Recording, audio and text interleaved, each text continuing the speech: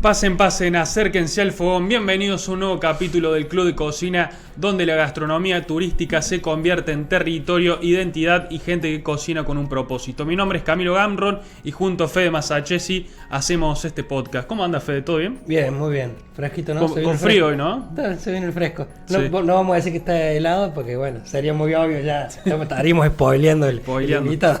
Volvemos al mundo de lo dulce. Hoy un gran invitado, Martín Oña. ¿Cómo andás, Martín? Creador del Vent, heladería muy conocida aquí en Córdoba, de origen italiano, por lo que me estuvo contando Fede, por lo que anduve investigando un poco. ¿Todo bien? Todo bien, todo muy bien. Muchísimas gracias por la invitación. Realmente un honor.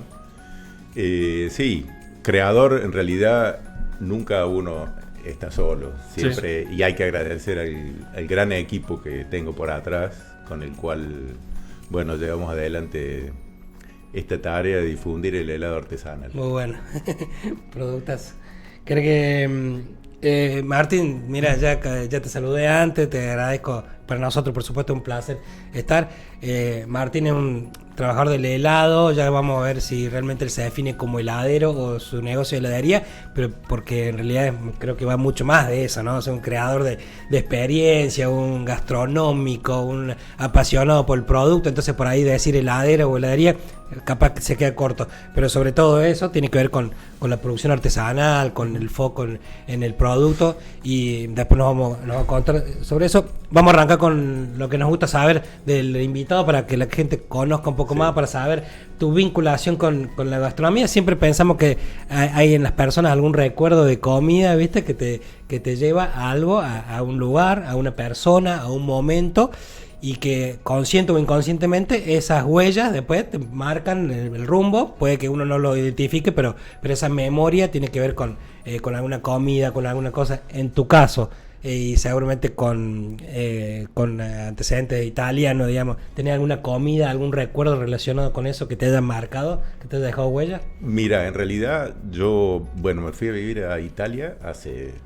en el 90, o sea, hace varios años, y me sorprendió.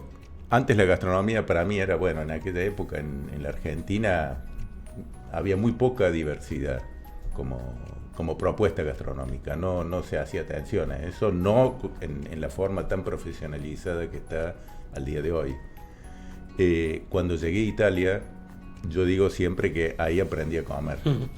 Ahí aprendí lo que es la diversidad en la comida y lo que es la gran atención que ellos tienen hacia todo lo que sea comida, ¿no? Italia es conocida en el mundo y usada y robada la imagen para poder resaltar cualquier producto gastronómico. Entonces, esa experiencia, ese abrir los ojos a la diversidad, fue lo que me fue acercando de a poquito hacia el mundo de la gastronomía. Después, por circunstancias en realidad de vida, fue que tuve contacto con el mundo del helado. Claro. Ahí empecé a hacer una producción, más que nada como medio de vida. Habíamos alquilado un bar que tenía también producción de helado. Tenía producción de pizza y tenía producción de helado.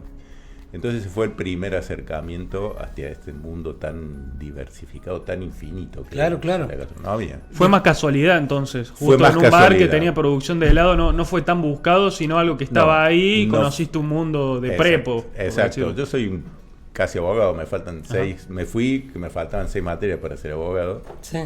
Y nada que ver, ¿viste? Como es la vida, te lleva para otro lado. Te lleva para otro lado y surgió la curiosidad y surgió de a poquito, fue entrando en el mundo. Digamos que hubo otro punto de quiebre que fue el nacimiento de mis hijos.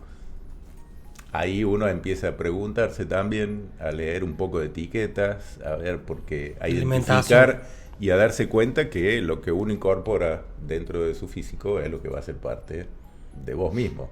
O sea, somos lo que comemos. Por supuesto. Entonces, tiene una importancia que hasta ese momento tal vez no le daba. Concretamente, Martín, si bien nos hiciste una buena introducción de cómo te vinculaste con el helado, te preguntaba si tenés algún recuerdo también de alguna comida que a vos te haya marcado, no tanto en Italia, porque tu infancia fue acá, ¿verdad? En Argentina. Sí. Hay en la infancia alguna comida que vos tengas un recuerdo, algún aroma que te haya marcado, ¿viste? Que tenga que ver con con eso, con las huellas que decimos que dejan emocionales. No, la verdad que no. He estado pensando en eso en este momento y no recuerdo tener un específico, porque, bueno, más que nada por cómo se consideraba la comida en ese momento, ¿no? Era, sí, había que comer, qué rico, pero la variedad era bastante limitada, era bastante acotada. Uh-huh.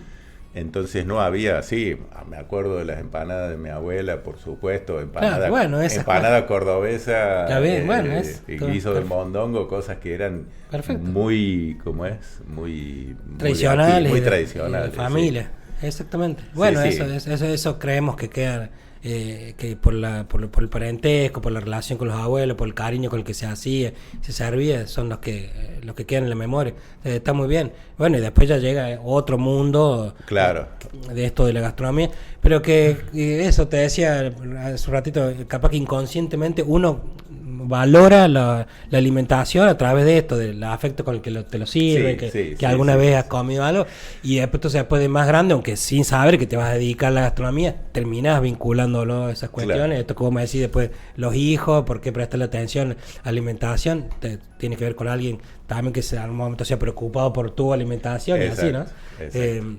Ahí vemos algunas fotitos de esa heladería de Villa Allende, ¿no? La casa central, digamos. Sí, la casa central es una foto muy reciente esta. Bueno, Martín, contanos eso de esto de la pizzería y heladería. Vos veías, por supuesto, en Italia tiene también un respeto y una producción diferente a lo que se hacía acá. ¿Cómo lo trasladaste? ¿Qué es lo que veías ahí que no se aplicaba acá? Sí, bueno, en realidad sí, ya en Italia hice un recorrido profesional acercándome. Me dio mucha más curiosidad el mundo del helado, por alguna razón, que no el mundo de la pizzería, a pesar de que producía las dos cosas, ¿no? Uh-huh. Era la pizza en molde, una pizza en una teglia, como le dicen ellos, una pizza alta, no es la típica pizza napoletana finita, y es otro tipo de pizza el que yo hacía, pero me dio más curiosidad la parte... Las cremas heladas. Las cremas heladas, esto es como una magia, que una mezcla semilíquida, cuando la metemos en una máquina que la bate y que le introduce aire y que la enfría muy de golpe, se transforma en lo que es después un helado. Uh-huh. ¿No? Entonces de ahí los primeros...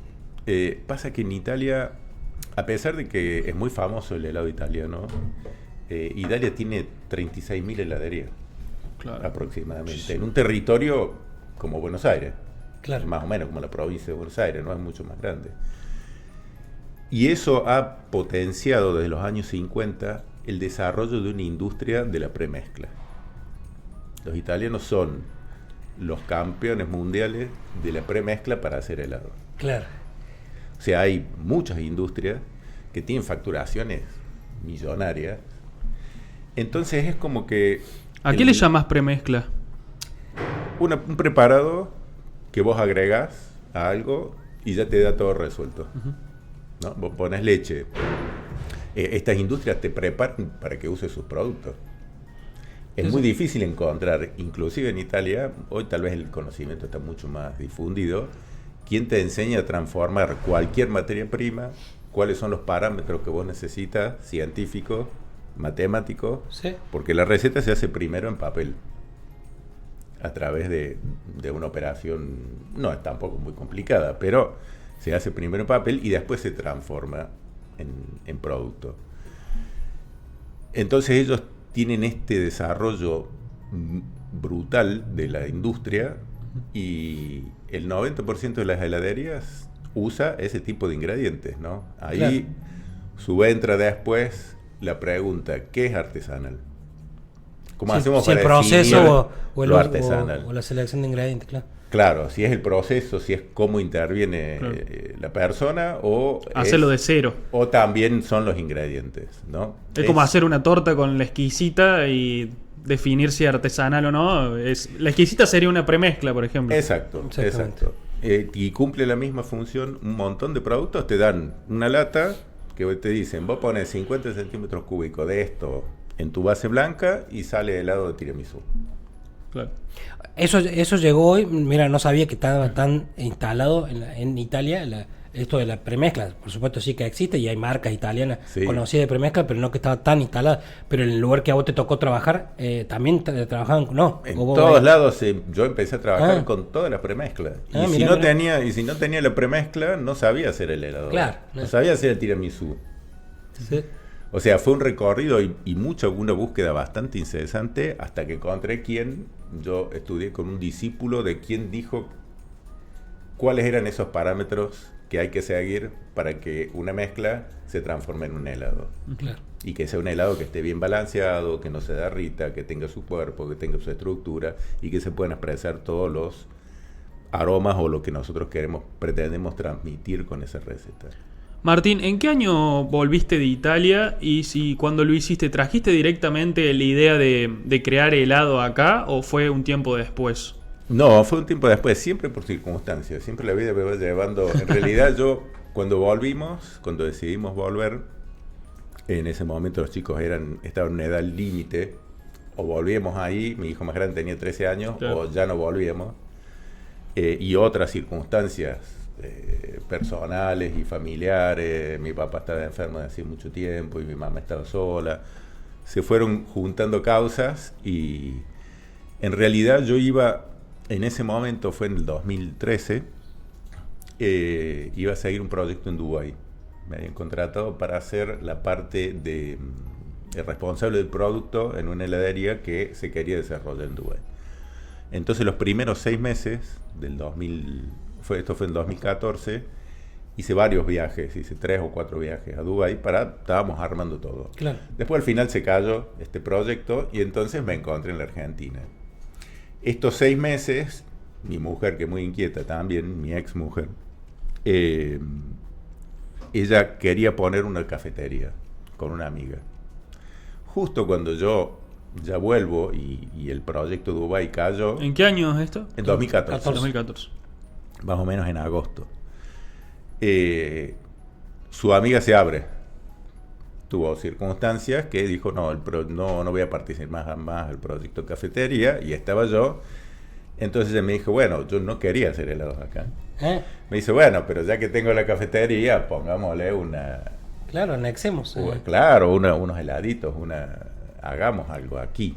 Sí. Porque acá, en ese momento, la realidad estaba dominada por otros tipos de cadenas, ¿no? No existía la práctica. Claro. Había pocas realidades que habían Sí. quedado nichos, ¿no?, de heladerías tradicionales, pero Sí. que de alguna forma u otra también se habían volcado en una producción masiva. Quizá era más artesanal o menos industrial que lo que se estaba en ese momento, pero no llegaba a ser del... Pero no llegaba a ser una propuesta así como la que nosotros veníamos trabajando, al punto en que yo había llegado de trabajar, ¿no? Empecé a trabajar con muchos chefs allí en Italia, ahí nacieron muchas recetas que hoy en día aquí también se han vuelto famosas.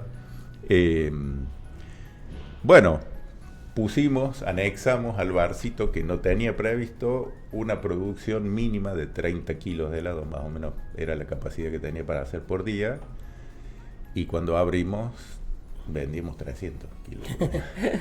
Yo me acuerdo que dormía ahí, me pasaba 48 horas produciendo, porque sabía que pasaba Se toda agotaba, la noche, se se agotaba agotaba, y yo a las Claro. 10 de la mañana del domingo ya no tenía helado. Claro. eso Y trataba. había estado produciendo toda la noche. Así Se que terminó bueno, vendiendo más helado que café. que cualquier otra cosa, porque fue Sí. lo más disruptivo en realidad. Claro. Era la propuesta, o sea, café ya había, a pesar de que hicimos una propuesta diferente, pero muchas cafeterías había, y no había helados concebidos de esa forma. No había realizado yo que había una diferencia tan grande de producto, ¿no? Y eso se siente mucho cuando uno lo prueba. Claro. Si uno prueba por ahí, dice, qué rico, pero sobre todo si vos pones los dos productos, ¿no? Un dulce de leche o cualquier receta tradicional y otra, y probas primero uno y después el otro, ahí es donde más salta a la luz la diferencia. Martín, si uno entra, en realidad va a comer un helado y no sabe si es artesanal o no, ¿cómo lo distingue? ¿Cómo pruebo yo un helado y digo, che, tiene esto que me puedo dar cuenta que es artesanal? ¿Hay alguna forma? No hay una forma infalible, hay indicios. El color, por ejemplo. Uh-huh. conocer la materia prima de lo que vos estás comiendo también, ¿no? Hace poco hice un reel por el pistacho y me decía, Lo vi. ¿qué es lo fundamental del pistacho?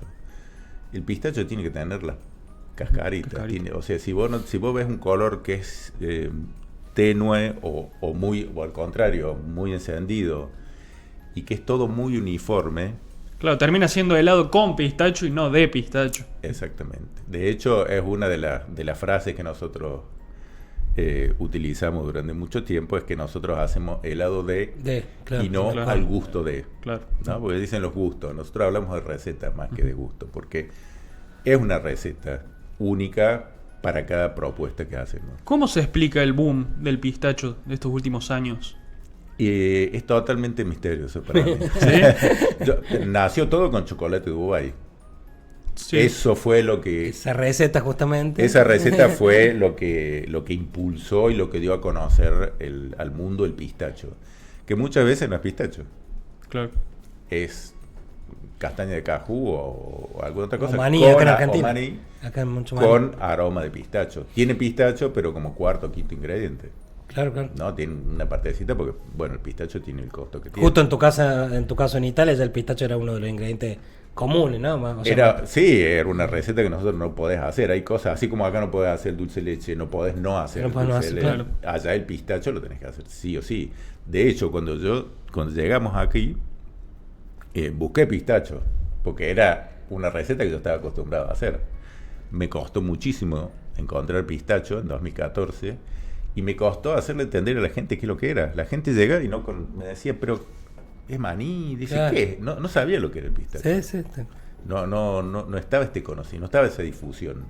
Y hoy es uno de los sabores más vendidos, me imagino. Y hoy es uno de los más buscados, seguramente. Sí. Es uno de los más buscados, lo cual es un problema porque no siempre se encuentra pistacho bueno para poder hacer el pistacho. Ahora Sí se creo que encuentran las pastas. Lo van a empezar a producir en Córdoba, ¿no?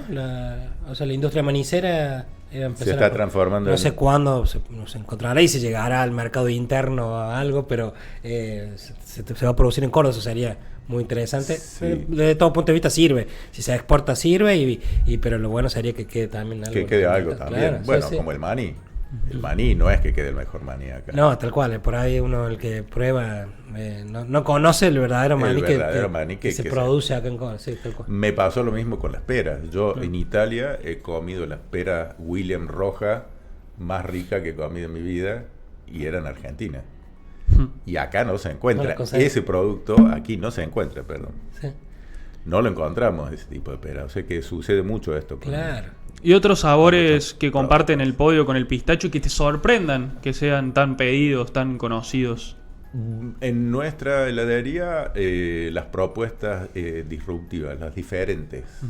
Hay gente que va a probar eso, que no lo va a probar en otro lado. Que no lo va a probar en otro lado y se vuelve fanática. Y si no la encuentra, se enoja. Y eso nos pasa mucho, porque nosotros tenemos mucha rotación. En función de la disponibilidad del producto. O sea, claro. Hasta hace poco, ya en este periodo no hacía frutillas, porque no se encontraban frutillas. Y justamente como nosotros hacemos helado y no al gusto si no tengo, muchas veces le digo a la gente, si en la heladería encuentran lo que encuentran en la verdulería. Si vos a la verdulería y empezás a encontrar cítricos, ¿por qué? Es porque están en su mejor momento, porque es cuando más expresan su naturaleza. Claro. Y también una cuestión económica.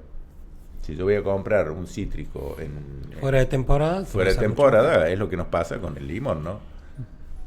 Cajones de limón que nosotros exprimimos limón para hacer limón, obviamente, y durante el periodo de verano un cajón te rinde 3 litros o 2 litros de limón, de jugo de limón puro. Y cuando es el periodo de limón es hasta el doble o más, ¿no? Entonces, y con otro sabor y todo. Y con otro sabor, con otro...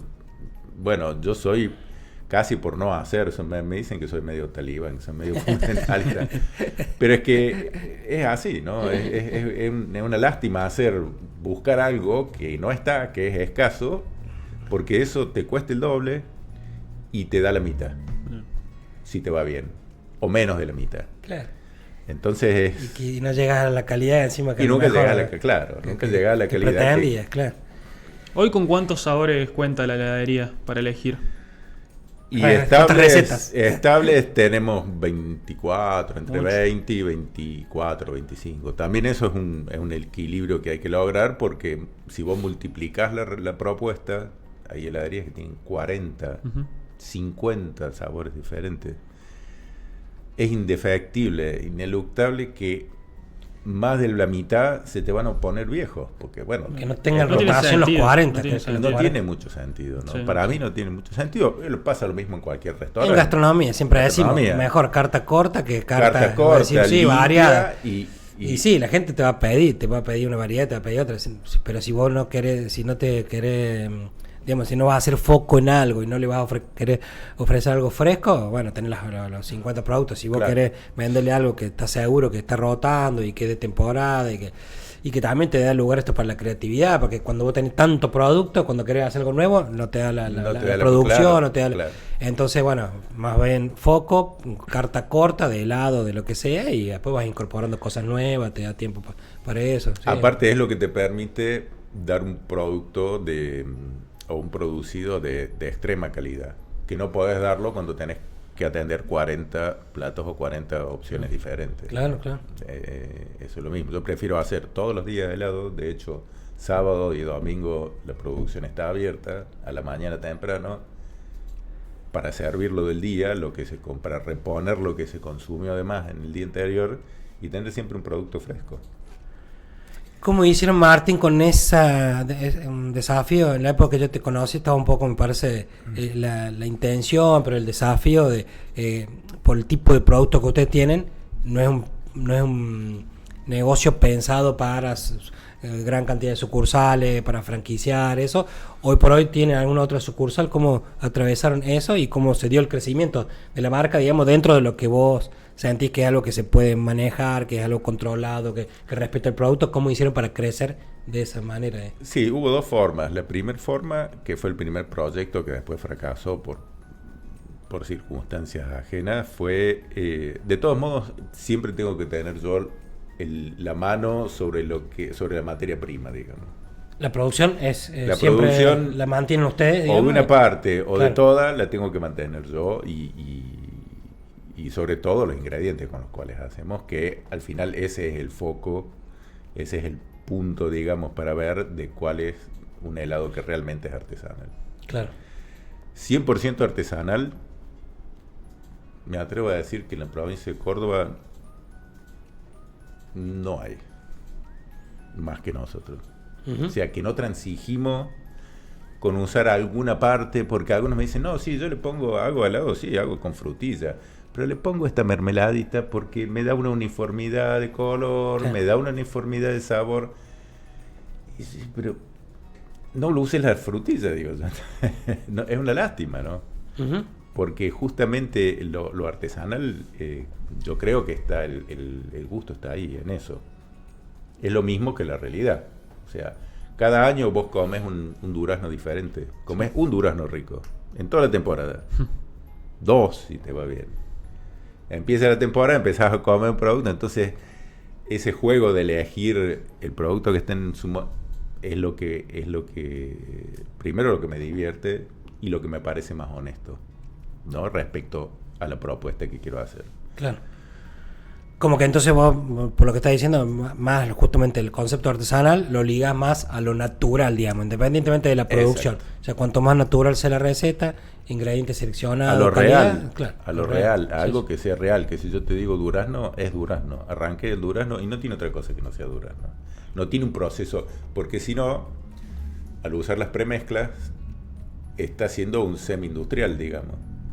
Porque es como lo que vos decías, ¿no? De decir, bueno, voy a hacer una hamburguesería y le meto una hamburguesa ya comprada, Claro. congelada. ¿Entendés? Y hago la mayonesa, la hago yo, la preparo, El te pan. la comés, el pan, y entonces pierde un poco el gusto, pierde un poco el chiste. Claro, Y claro. es un poco engañoso también, si se quiere. Martín, ¿hay algún sabor que cuando lo estabas haciendo dijiste, me parece que esta es una locura mía, y al final le fue muy bien, y también al revés? ¿Alguno que le hayas tenido mucha fe y finalmente lo tuviste que sacar de la carta o no le fue muy bien? ¿Te ha pasado? Me ha pasado en decir qué es lo que estoy haciendo como... bueno, pero fue el primero de todo, fue el más disruptivo para mí, fue justamente en Italia, un chef que él hacía un risotto con peras, y es una combinación clásica en Italia, peras con queso azul. Ajá. Pera y queso azul. Entonces me dijo, yo quiero hacer un risotto con peras, dice, pero el queso azul si lo quiero poner con una bochita de helado por el contraste entre el frío y el calor. Y creo que la cremosidad, si es una receta bien cremosa, le va a aportar al plato justamente una cremosidad que está buena. Claro, claro.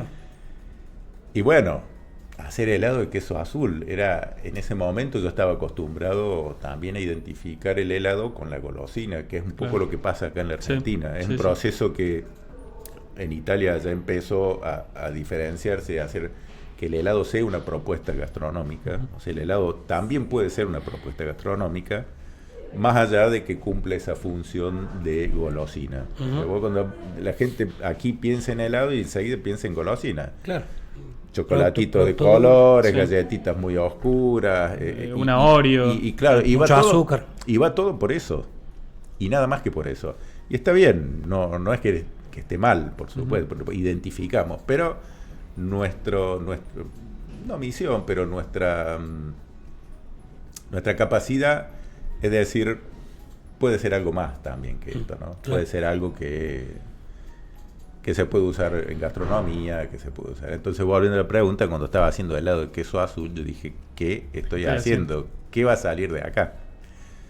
Y bueno, en Italia lo hice, quedó prácticamente para el uso del restaurante. Nosotros lo propusimos en la heladería, en el negocio que tenemos allá, pero la gente no tiene tanta apertura como tiene aquí. Aquí tiene mucho más apertura, eso me sorprendió mucho. Son muy conservadores los italianos también con su comida. Son muy conservadores, tienen sus estándares, tienen un gran desarrollo de la comida, es el país que más productos de denominación de origen protegido tiene. Claro. 200 y pico, tiene inclusive más que Francia. ¿Eh?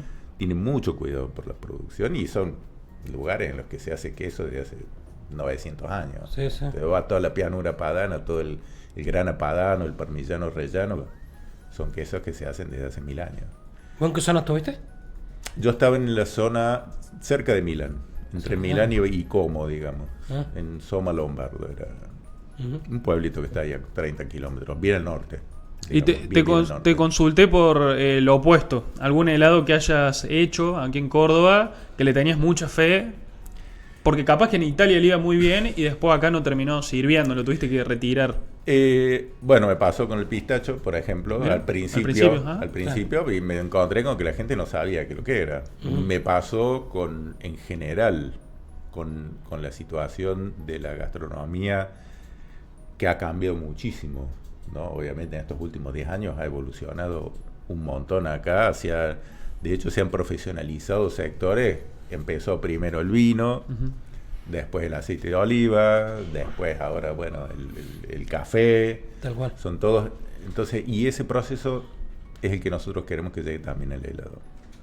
La panadería, que ahí vi que La han hecho panadería, combinaciones ustedes, sí, colaboraciones, ¿no? colaboraciones con muchos, siempre con gente que trabaja con esa misma filosofía. Eso te ¿no? quería preguntar, porque bueno, ustedes están trabajando mucho con esto, con la gastronomía, porque capaz es un lugar donde se valora mucho, ¿no? Sí. La creatividad, el diseño, a ustedes les sirve a lo mejor para diseñar, para proponer cosas distintas, que después quizás lo llevan a la heladería, pero el gastronómico supongo que debe ser como un termómetro para el negocio.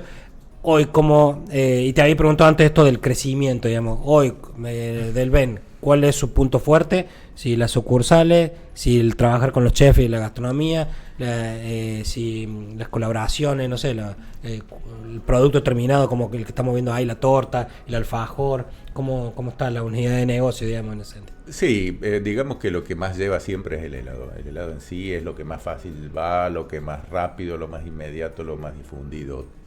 Todo este tipo de cosas maravillosas que hacen las chicas como es de la parte de pastelería. Yo de eso realizo prácticamente nada. Yo me limito a hacer y a desarrollar el helado, la materia prima, digamos, la materia prima de lo que va a hacer eso. Claro. y a seleccionar materias primas de lo que después va a ser helado. Y hoy estamos, como todos, buscando cuál es la mejor solución para la crisis que hay de mercado, ¿no? de venta. Entonces las vas probando por todos lados, vamos probando por todos lados. Claro. Tenemos un gran desarrollo con todos los chefs, porque... el gastronómico es un cliente importante para ustedes, digamos. Es un cliente importante porque se encuentran...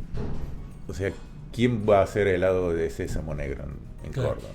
Si necesitan helado de sésamo negro, que tengo un restaurante que les hago recetas específicas para ellos, ¿no? Como es, por ejemplo, Imari. Es una propuesta de gran calidad, muy cuidada, y ellos necesitan algo muy cuidado. Muy particular, claro. De hecho, tengo 3 recetas que ellos mantienen, esas 3 recetas que son exclusivas de ellos, ¿no?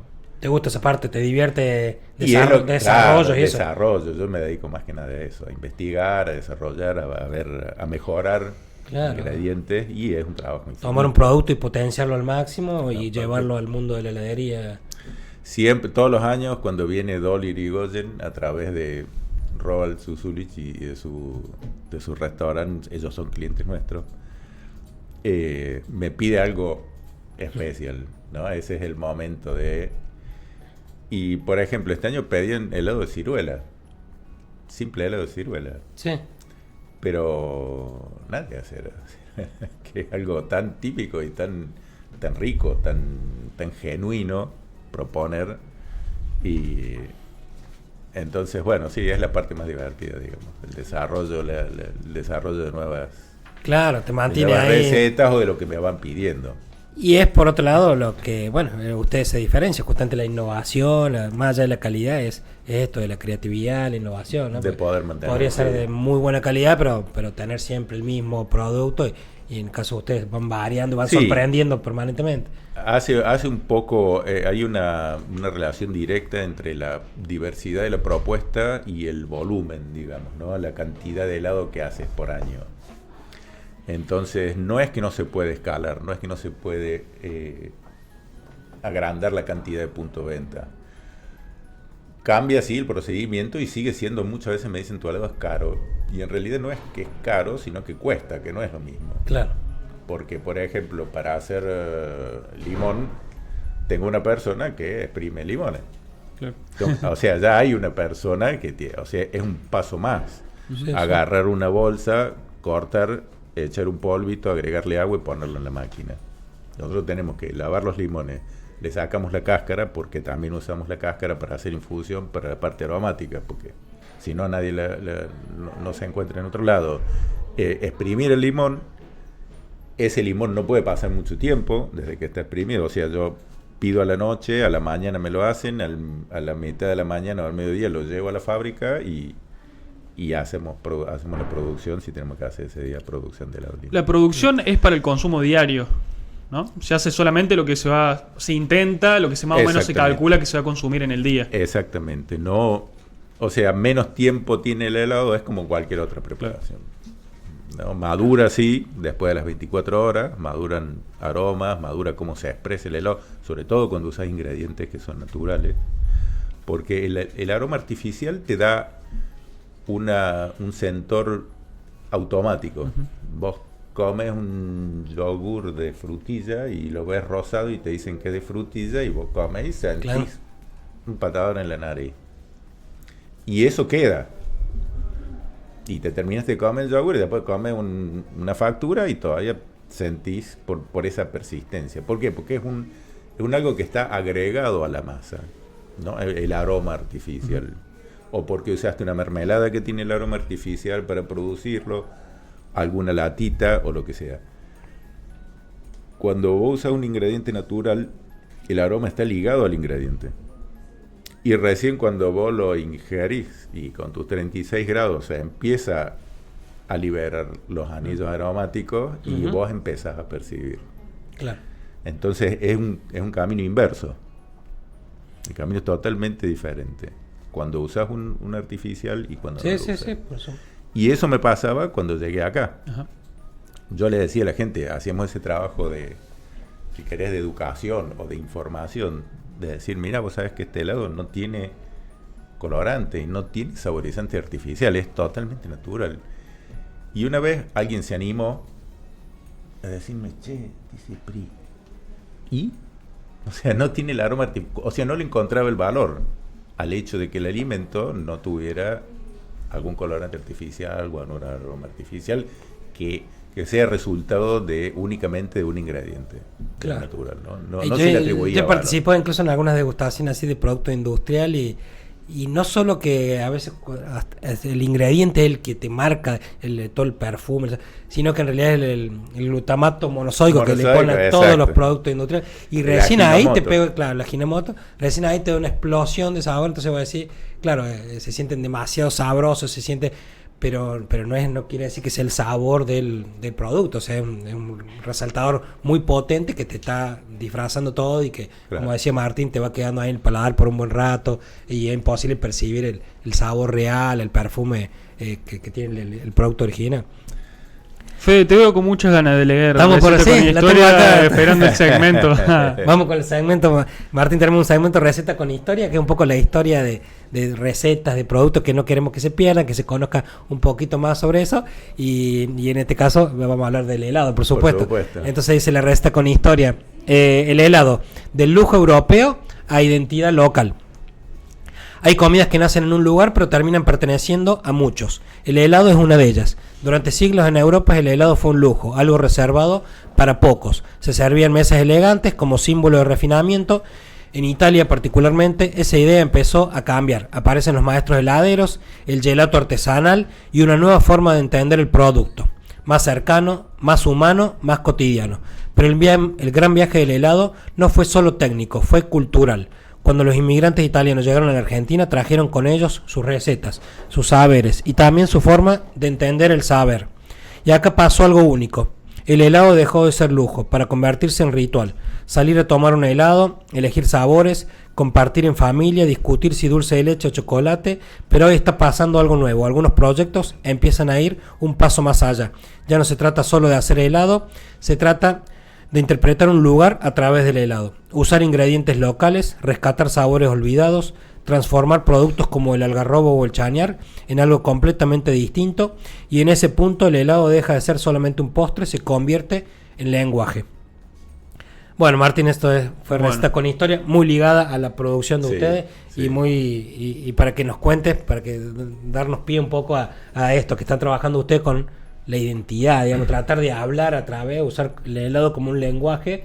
Por eso antes decía al principio, hablar solamente de heladería o de helado, capaz que es poco, cuando en realidad se están preocupando para generar una identidad, generar conciencia en algo, trabajar en puntos tan sensibles como la alimentación, el vínculo con los productores, con la gastronomía, todo ese motor económico. Bueno, hay tantas cosas detrás que por ahí decía heladería te quedas corto. Esto de la identidad para ustedes es un trabajo fuerte que están haciendo, ¿no? Son todas cosas que nosotros hemos desarrollado. Todo lo que has nombrado, el contacto con los productores, conocer cómo hacen, lo que producen, en qué forma lo producen, y sobre todo nosotros hacemos parte de Utuco, a pesar de que no activamente, pero sí como ideología o como filosofía del acercamiento y de eso de lograr la identidad gastronómica. Claro, de hablar a través de la alimentación del producto. Y antes de empezar a ser parte de Utuco, yo ya venía de Italia un poco con toda la movida de slow food.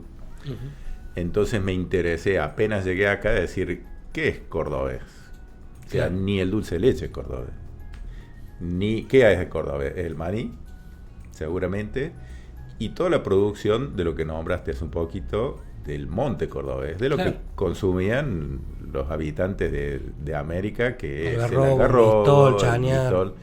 Entonces empezamos a trabajar encontramos una realidad, los chicos de Vive el Monte, en Tras la Sierra, que trabajan muy conscientemente y trabajan justamente todo ese tipo de ingredientes que nosotros queremos resaltarlo. Claro. Queremos ponerlo en evidencia, queremos por lo menos darlos a conocer, que la gente, y esas son las reacciones más lindas que he tenido, las emociones más grandes que he tenido cuando alguien prueba y dice, uy, me llevaste a cuando era niño y estaba en San Francisco de Chañar y lo único que comía era patay, porque Claro. no había otra cosa. Entonces se mueven en una parte de la población un poco de emociones y de recuerdos, y en otra, bueno, tiene una... Obviamente todavía no estamos a nivel de que la gente adopte ese tipo de ingredientes para su día a día. Todavía está en la etapa de curiosidad y de a poquito irlo incorporando en otras partes de la vida o en otro tipo de recetas, ¿no? Claro. Martín, yo quiero llevarte a un debate histórico sobre la menta granizada. Un sabor La odiado por muchos Sí. y amado por otros. Yo me incluyo, un sabor que me encanta. Ajá. ¿Por qué se genera tanto ese debate? ¿Por qué a tanta gente le gusta y por qué a tanta gente no le gusta para nada? Bueno, lo primero es una de las recetas más insignes, que lo que más representa lo artificial. Porque todos reconocen menta con algo verde, fosforescente. Y en realidad eso es cuando vos usás la hoja. Se puede hacer menta con la hoja de la menta, o sea, cosechar menta, procesarla. Nosotros tenemos máquinas que podemos procesarla, podemos pasarla por el molino y que se vuelva en una pasta. Pero ahí en realidad no tenés solo la menta, sino que tenés toda la parte verde, que es lo que le da el verde, que es la clorofila, que es otro aporte aromático. Por eso nosotros buscamos el destilado. La hoja de menta tiene aceites esenciales. Es un poco como la cáscara de los cítricos, ¿no? Claro. Son esas bolitas chiquititas que están dentro de la cáscara, y ahí está la parte aromática. La menta tiene eso, microbolitas en la hoja. Entonces, el destilado de menta nosotros usamos para hacer menta únicamente el aceite esencial de la menta. Que no te da el color. Por eso nuestra menta es blanca. Mirá. Nuestro aceite esencial permite que hagamos un helado que es blanco, totalmente blanco, y que tiene menta. ¿A vos te no gusta? Tiene la otra parte. ¿A vos te gusta la menta granizada? Yo digamos que de todos los helados tengo un límite de cantidad. Una cucharada, 2 cucharadas y ya. Porque hace 35 años Claro. que el azúcar me entra por la nariz permanentemente. Claro. Claro. Entonces es como tenés ese efecto de saturación. O por lo menos a mí me sucede, ¿no? Ahora te voy a hacer un pequeño segmento que se llama Las 5 del Fogón, que es un ping-pong rápido. Yo te voy a comparar dos cosas, te voy a hacer 2 preguntas, vos tenés que responder la primera que se te venga a la cabeza. Dale. Comenzamos. ¿Dulce de leche o chocolate? Dulce de leche. ¿Cucurucho o vaso? Cucurucho. ¿Helado de día o de noche? Te da lo mismo. Ahí me da el mismo, sí, indiferente. ¿Sabor clásico o sabor innovador? El innovador, seguramente. Sí. ¿Un Para gusto mí. que nunca falta? La crema. La ¿Cuál? crema americana. Crema americana. Que en realidad crema americana, también he hecho un reel con eso, siempre tiene algún añadido aromático. Ujú. Vainilla, por ejemplo, mínimamente. Claro. Mínimamente vainilla, o en realidad es vainillina, porque la vainilla vale 600 kilos el kilo, 600 euros el kilo o más. Ujú. Y me perdí. Desde que la crema americana es La el crema sabor americana que está es siempre. neutra. Esa es la base después de todos los helados. Todos los helados llevan eso, y por eso nosotros llamamos fior di latte. ¿Por qué fior? Fior en italiano es la parte mejor de cualquier cosa. Y el fiore es como de una planta, lo más lindo, la flor. En italiano el fiore de algo es la parte más apreciada o mejor. Entonces fior di latte es porque es solo leche. Claro. Y el Centor que vos tenés es de crema de leche y de leche. Es todo lácteo puro. Y para mí, y sobre todo recién hecho, es una experiencia. Yo voy a hacerte la Dale, última dale. pregunta de mi parte. Me gustaría aprovecharte, ya que estás acá, para terminar con un secreto, con un debate que viene hace mucho. ¿Qué es verdaderamente la crema del cielo? Viste que muchas veces se habla y dice no, porque en realidad es un rejunte de distintos sabores con un colorante celeste, Mirá. en realidad es crema americana con colorante celeste. También nunca se supo bien verdaderamente qué es la crema del cielo. La crema del cielo. Yo creo que hay tantas cremas del cielo como productores de pasta de crema del cielo, ¿no? Como de premezcla, porque obviamente es una premezcla. Claro. Ujú. Es algo que vos le agregás a un fior di latte o a una crema americana y se transforma. Le da el sabor, le da el color al cielo. Que le da color al cielo. Bien, Seguramente sabor. tiene azul de metileno, que es lo que le da el color. Ahora está muy de moda también como un ingrediente, como un integrador de salud, ¿no? El azul de metileno, pero obviamente tiene mínima parte Claro, para que dé esa tonalidad. Desconozco si hay algún otro colorante que le dé esa tonalidad. Lo que yo creo es eso. Crema americana con colorante celeste. Con colorante celeste. Tal vez alguien le agregue algún otro aromita. Claro. Un poquito de anís, o me han dicho, o como son cosas que yo desconozco totalmente. No tengo contacto. Sí. Pero seguro es colorante. Eso es por seguro. Es un colorante alimentario. Claro, y la crema. Martín, ¿algunos desafíos, algunos proyectos ahora próximos que nos quieras contar? ¿Que estás trabajando en algo en particular, diferente? Sí, estamos trabajando en tratar de reinventar. Vamos a tener que reinventar. Yo he estado 2 años, este último año y medio, un poco retraído, un poco hacia adentro por circunstancias personales, ¿no? Por una separación después de tantos años. Sí.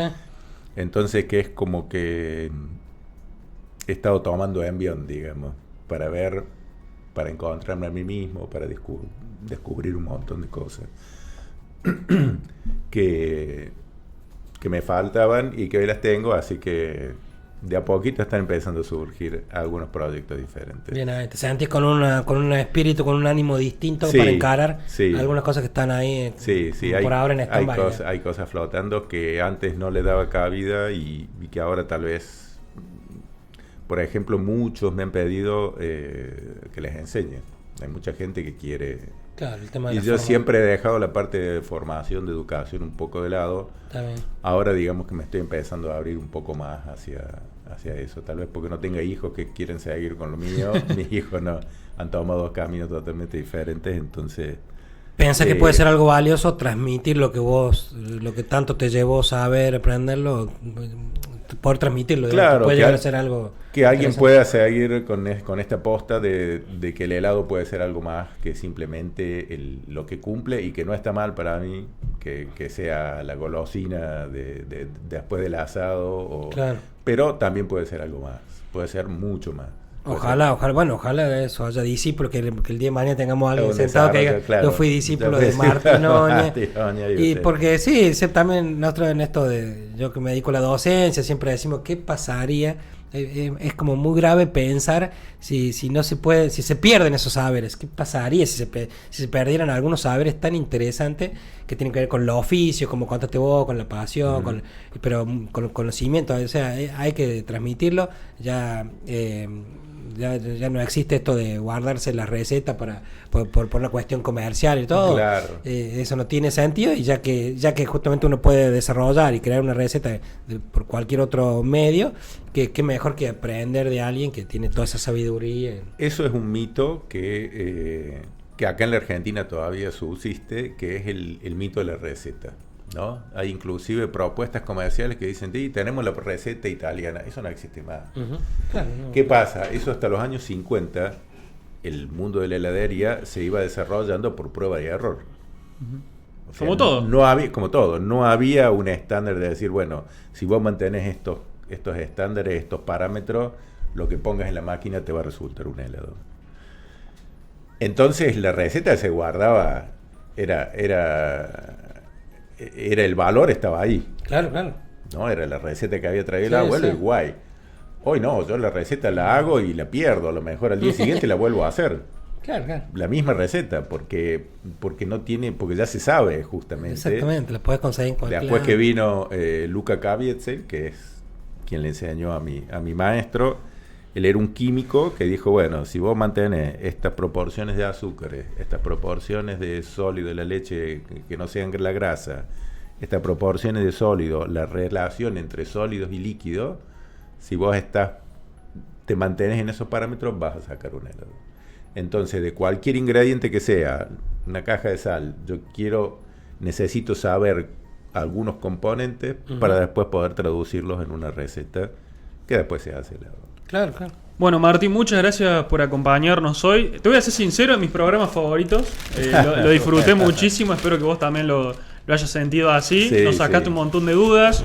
Yo sobre todo, bueno, esos debates históricos de la menta granizada, la crema del cielo, que me interesa mucho. Del pistacho también, nunca entendí el boom de repente. El boom. ¿Qué fue lo que pasó con ¿Qué el fue pistacho? lo que pasó? Pero bueno, son modas que muchas veces suceden. No sé si perdurarán el tiempo, si de acá a 15 años diremos, che, el pistacho sigue siendo uno de los sabores más elegidos. Pero bueno, la verdad la pasé muy bien. Va a cambiar. Fede, vos, Sí, ¿cómo te saludos, sentiste? Martín, perfecto.